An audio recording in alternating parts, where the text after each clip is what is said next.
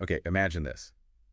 More people using the internet in China actually live outside the big cities than inside them. Yeah. That statistic alone Yeah. gives you a sense of this huge consumer power we're diving into today. It's a market that's often, flown under the radar. Exactly. Today, we're taking a really close look at Hoi Slay. People call it the sinking market. Sinking market. Yeah, but, the name's a bit misleading. This isn't some story about businesses just giving up on crowded big cities. It's Right. more about finally recognizing this, well, massive economic force that was sort of underestimated before. And for you listening, getting a handle on this sinking market is, I think, pretty crucial for understanding how Chinese consumption is changing, really evolving. Hmm. We're talking about a market with its own unique ways of working, its own desires, shopping habits. It's definitely not just about taking what works in Shanghai and dropping it into a smaller town. No, it's a different ball game entirely. So where are we getting our info today? Our insights are mainly drawn from this really illuminating piece by an IT journalist, Makino Takefumi. He really gets into the weeds of this sinking market and looks at the strategies of one company that's done incredibly well there. Okay, so our mission for this deep dive is pretty straightforward then. We want to figure out precisely what this sinking market is, what makes it tick, its characteristics, and how this company, Pinduoduo, managed to not just tap into it, but really thrive. Sounds good. All right, so for years, the standard thinking was always focus on the big, rich cities. Yeah, that's where everyone thought the real money was being spent. Absolutely. I mean, the focus was squarely on those tier one cities, your Beijing's, Shanghai's, Guangzhou's, Shenzhen's, and then maybe the new tier one cities, those fast-growing second-tier places. But now it seems like the attention's shifting. Lower tier cities, rural areas. Yeah. Is it just because the big cities are full, like market saturation? Well, that's part of it, sure. Saturation in the big urban centers is definitely a factor, Yeah. but it's more nuanced than just that. This shift really shows a deeper understanding, I think, of China's overall economic development. The sinking market isn't just a fallback plan. It's recognizing this huge consumer base that was always there, but maybe wasn't seen clearly through the old ways of looking at things. Okay, so when we say sinking market, geographically, what are we actually talking about? Yeah. China has that city tier system, right? Yes, they have a pretty well-defined system. Tier 1 at the top, going down to Tier 5, which covers the smaller cities and, importantly, rural areas, too. Hmm. So the sinking market generally means Tier 3 cities and everything below that, all the way down to the countryside. Got it. So lots of smaller cities, towns, villages. Now, here's the bit I find interesting. These lower tier places, they usually have lower average incomes, right? Hmm.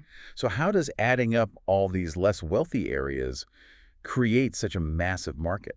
That's the crucial point. It's sheer scale, just the numbers involved. While, yeah, individual spending might be lower on average, the population in these lower tier cities and rural areas is just enormous. We're talking about like a billion people. A billion. Roughly, yeah. Compare that to maybe 390 million or so in the Tier 1 and Tier 2 cities combined. Wow. So you suddenly see the scale, right? Even if the average spend per person is less, the sheer volume of potential customers creates this incredibly powerful economic force. 1 billion people. That definitely reframes the picture. Okay, so what unlocked this huge population? What was the catalyst? Smartphones. Without a doubt, the widespread adoption of smartphones has been totally transformative. Right. Smartphone penetration in rural areas and smaller cities, it just surged. And that basically delivered the internet and all of online shopping to, well, an unprecedented number of people. And it's not just owning the phone, is it? I remember the article had some pretty striking numbers about actual internet usage. Exactly. Get this.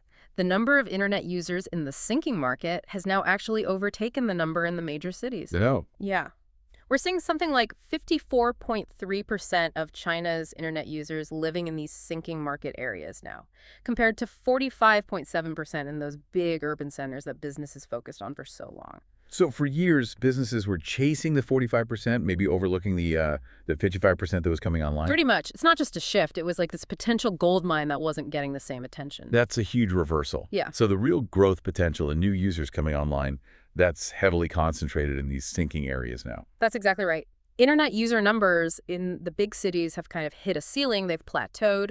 But in the sinking market, you've still got, well, Out of that billion people, maybe only around 396 million are online right now. Wow, so still huge potential. Massive untapped potential for future growth, yeah. It's suddenly very clear why online services are seeing this as the next big frontier. Because I guess traditional shops, brick-and-mortar places, they'd still face the same old problems in these areas, right? Lower density, logistics. You've nailed a key difference there. The logistics, the lower population density, it makes traditional retail much less efficient in the sinking market. Mm-hmm. But for online services, those geographical barriers just kind of dissolve. They can access this enormous consumer base in a way that just wasn't really feasible before. Okay, let's tackle that old idea about lower purchasing power. How true is that today? Is it still the case? Well, the picture is definitely changing. The income gap between urban and rural areas in China, it's actually been narrowing quite a bit. Oh, interesting. Why? Largely because labor costs have been rising across the whole country. It's pushing wages up, even in less developed areas. The article mentioned a report from Tencent Penguin Intelligence. It looked at different age groups in this market. Yeah, they made this interesting distinction between, that's young people, 18 to 30, in these sinking markets, and the middle-aged group, 31 to 45. Okay, and what did they find? What's really striking is that the income distribution for the middle-aged group, it's now actually pretty comparable to their peers in the big cities. Really? Comparable? Yeah. The main difference is just that you have fewer very high earners in the sinking market, but the general spread is surprisingly similar for that age group. So the spending power, at least for that middle-aged group, is much stronger than maybe people thought. What about overall spending habits? Is it still lower? Well, the average spending is lower, yes. The figures were something like 3,230 yuan average consumption in the sinking market compared to 40, 55 yuan in the cities. Okay, so still a gap. There's a gap, but, and this is crucial, you have to factor in the cost of living. It's significantly lower in these areas. Ah, right. Rent, food, daily stuff. Exactly. Lower rent, cheaper everyday expenses. It all adds up. That difference in spending doesn't necessarily mean a dramatically lower standard of living or that they're buying way fewer things. A lot of that gap gets eaten up by the lower living costs. That makes total sense.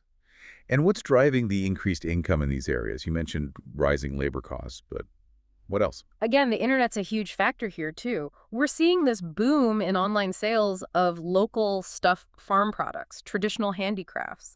E-commerce platforms are giving small and medium-sized local manufacturers access to a national market, something they just didn't have before. They were stuck selling locally. Now they can reach customers everywhere, and that directly boosts their income potential. It sounds like the economic changes are probably changing where people live and work, too. The article mentioned migration patterns shifting. Exactly.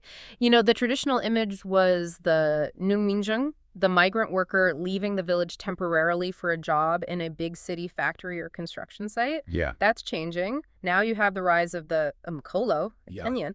These are younger people migrating permanently from rural areas, but often they're going to smaller or mid-sized cities, places closer to home than, say, Shanghai or Beijing. And finding work there. Yeah, often in those new online service jobs, food delivery, ride-sharing drivers, that kind of thing. Plus, the cost of living in those new Tier 1 cities is just way more manageable than in the huge Tier 1 places. Makes them more attractive for settling down. And then there was this other group, the Sinkoyan, Sinosen, Kunyan, young people staying put. Yes, but Sinashin, literally small-town youth. These are young folks choosing to stay in their hometowns, in the small towns and villages, and build a life there. How? Again, e-commerce is often the key. Selling local products online, maybe running a small logistics service for deliveries in the area. We're even seeing this cool trend of U-turns. U-turns? Yeah, graduates who went to university in the big cities, now they're coming back to their hometowns to start businesses. They bring back skills, new ideas. It's quite a shift. Wow. It paints a picture of a much more dynamic, kind of self-sufficient economy growing in these regions. Okay, let's switch gears slightly. The article pointed out some really distinctive buying habits in this sinking market. First one was a strong preference for domestic brands.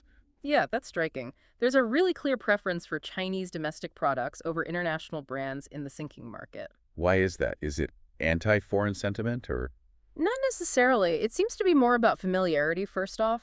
Plus, a perception of good, reliable quality, and this is important, better prices. Much more competitive pricing, usually. So it's less about rejecting foreign stuff and more about trusting local, affordable options. Exactly. This domestic product preference isn't just about, buy local. It reflects this growing confidence in Chinese manufacturing, but also that price sensitivity we talked about. Premium international brands often just seem too expensive or maybe unnecessary. It's like the intense branding and hype for international labels that you see in Shanghai or Beijing. Yeah. It just doesn't land the same way in smaller places. Precisely. In the big cities, there's way more exposure, maybe more social pressure even to have certain foreign brands. But in lower tier cities, consumers often have less direct experience with them. They trust the domestic brands they know, which are often easier on the wallet. The article used smartphones as an example. Yeah, that was quite telling. While the number of people owning, say, a Huawei versus an Apple phone might be somewhat close in these areas, Okay. when they asked people what phone they planned to buy next, Huawei just dominated, overwhelmingly. And you see similar things with home appliances, cosmetics, too. Interesting. Okay, the second key trait was the huge importance of social influence. Sounds like what your friends recommend really matters. Oh, absolutely. Friend recommendations came out as the second most important factor influencing purchases in the sinking market. Second only to what? Only to preferential prices. So price first, then what my friends say. Wow. That's huge. It is. And it stands in really stark contrast to how little impact traditional advertising like TV commercials seems to have there. So those expensive TV ads aren't really moving the needle much. Not nearly as much as personal recommendations or seeing something validated online by people you know. Consumers in the sinking market, they really rely heavily on their actual social circles, friends and family, but also their digital ones, following official brand accounts, seeing stuff on Weibo or TikTok, getting info that way. Trust is built socially. Okay, this background is absolutely essential then for understanding how Pinduoduo became such a massive success story. The article called it a social e-commerce platform. Yes, Pinduoduo. The name itself, Su Pinduoduo, kind of means collect more together or group buy more. And they just brilliantly tapped into exactly those characteristics of the sinking market. And their growth has been insane, right? Truly phenomenal. I mean, they've already blown past JD.com in user numbers, and the total value of stuff sold on their platform, the GMV, they IPO'd on NASDAQ back in July 2018, which really announced them as a major player. Right. And there's even talk they might eventually overtake Alibaba in terms of active users. That's incredible growth. So what's the core strategy? Is it this group buying thing? That's the absolute heart of it. Pinduoduo offers really big discounts, but only if a certain number of people agree to buy the same product within a set time limit. Ah, okay. So it hits that price sensitivity point hard. Exactly. Addresses it directly. But how do they get enough people together for these deals? That's where the social part is genius. Users use social media, especially WeChat, which is ubiquitous, to invite their friends, their family, their neighbors, whoever, to join the group purchase. And they often add their own little recommendation like, hey, this is a great deal, I'm getting one. Ah, so it adds that layer of trust, this social validation we were just talking about. Precisely. The platform makes it super easy to share these deals, and it basically incentivizes users to become the marketers themselves. So their whole model is kind of built directly on that reliance on word of mouth and social proof that's so strong in the sinking market. You got it. And Pinduoduo didn't just stop there. They've also been really smart about helping local businesses in these regions to grow. How so? It creates this kind of positive feedback loop, right? They help local businesses make money, which boosts the local economy, which then leads to more spending potentially back on their platform. Okay, yeah, let's dig into that connection with local businesses a bit more. Well, a huge chunk of the sellers on Pinduoduo are these small local manufacturers, often based right there in the lower tier cities or surrounding areas. Right. The article gave that crazy example of toilet paper like 50 rolls for 6.8 yuan, which is incredibly cheap. Wow. And that really illustrates their initial focus, extreme affordability. Now, maybe the quality wasn't always top-notch in the beginning. Yeah, I remember reading about that. Poor perforations, maybe some impurities. Exactly. That led to that early nickname, poor people's e-commerce. But to be fair, the overall quality of goods on the platform has improved a lot since then. So Pinduoduo basically gave these smaller guys who maybe couldn't compete on Alibaba or JD a real fighting chance. Absolutely. These local manufacturers often just didn't have the fancy tech, the huge production scale, the big marketing budgets, or the established sales networks that the bigger companies have. Right. Pinduoduo gave them a vital online shop window. And crucially, that group buying model takes some of the pressure off them for promotion. The users do some of the work by sharing the deal's social. If enough people in someone's network jump on it, the product gets visibility almost organically. And it wasn't just factories, right? The article mentioned farm products, too. Yes, that's another big area.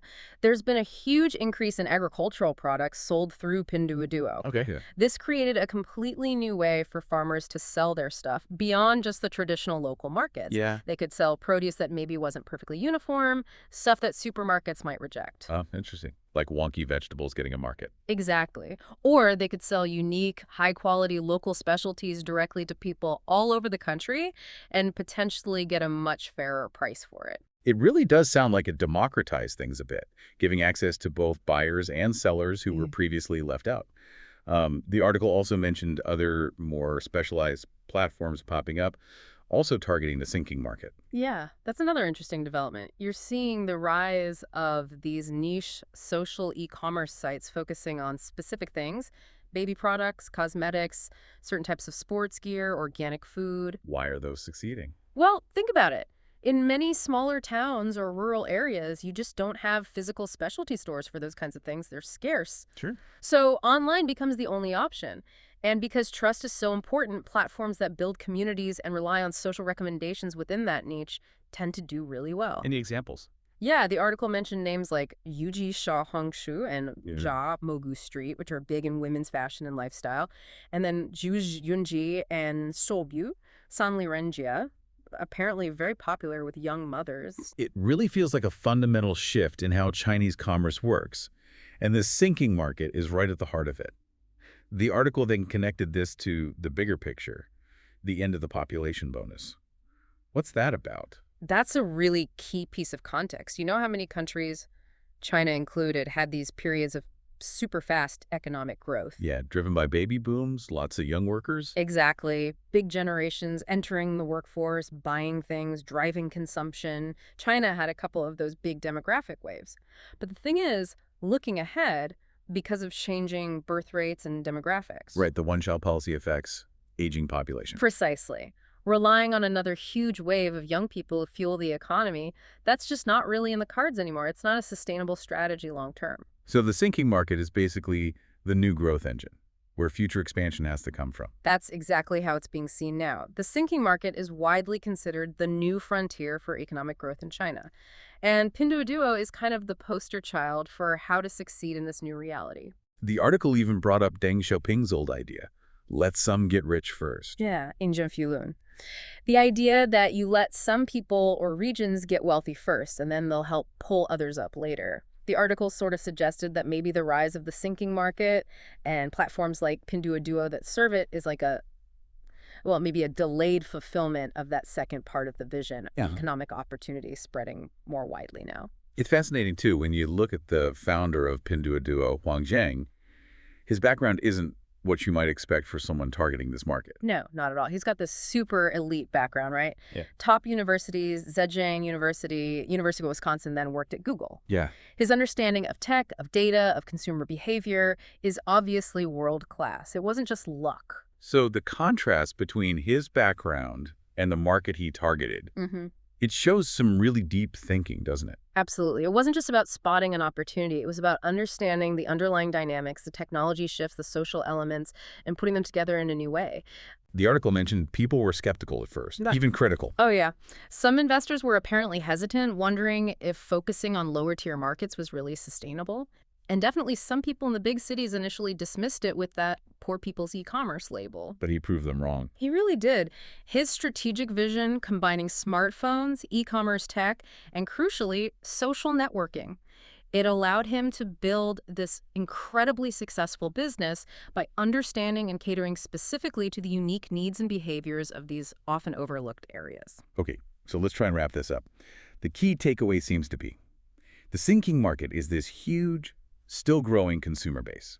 It's powered by smartphones, incomes are rising, and they have these unique preferences, liking domestic brands, really trusting friends' recommendations. And Pinduoduo's incredible success just highlights the massive potential if you really understand those specific characteristics and build a model around them. Absolutely. And this whole deep dive into the sinking market, it's not just some isolated story about China. No, I think it reflects broader trends you see globally. Consumer behavior is always shifting, and it really underlines how vital it is for any business, anywhere, to look beyond the obvious markets and really understand the nuances of different customer segments, even those that might seem less affluent on the surface. That's a great point. It definitely gives you, the listener, something to chew on. Maybe consider this. Where else might you find similar untapped markets? Maybe in other countries, maybe even within specific groups in your own country. Yeah, and what kind of innovative approaches, maybe tech-driven, maybe social, could actually reach them effectively? Or even thinking bigger picture. What are the long-term effects of this kind of shift? When the economic focus moves towards these previously less central areas, how does that change a country's overall development, its social structure? Lots to think about. It definitely encourages you to look beyond the headlines and the usual assumptions.